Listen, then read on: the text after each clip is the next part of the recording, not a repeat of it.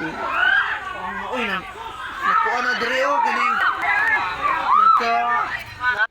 Namigiris ko diri na. Banggaan na po.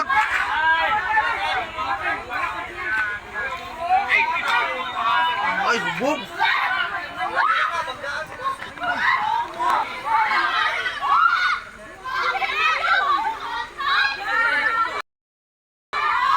Sus, ginaot ko.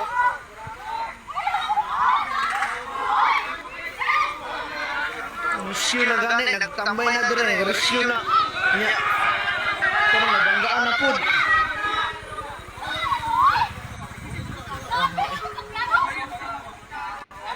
Karon lang jud.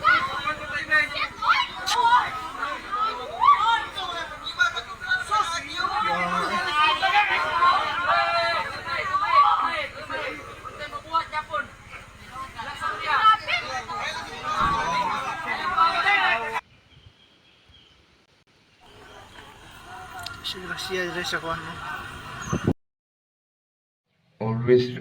Always remind po na huwag nang magmotor pag nakainom. Please naman, no? Kasi ang daming nadadamay ng mga tao eh. Dapat pag nakainom na, huwag nang kuan, dapat matulog na. Kung di na kaya sa tiyan, huwag nang gumamit ng motor. Pag ipagpaliban ng pagbukas, pwede matulog ka na lang dyan sa tabi sa motor mo. Huwag mo na gamitin. Yan tuloy, ang daming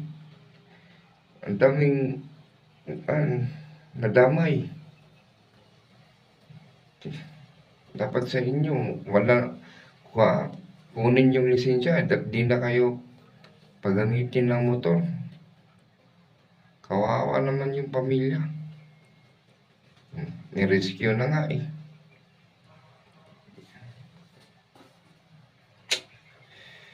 Kaya guys, sa lahat ng mga may motor, please lang, kung nakainom na kayo, wag nyo nang subukang gamitin ang motor nyo kasi ganyan ang 100% ganyan talaga ang mangyayari. So please, no drinking alcohol when it comes to driving on motor. Please lang guys please, for your safety lang yan. Kailangan na kung gusto nyo inom, yung katamtaman lang na wag na kayong magamit ng motor. Mag-jeep ka na lang o kaya mag-taxi.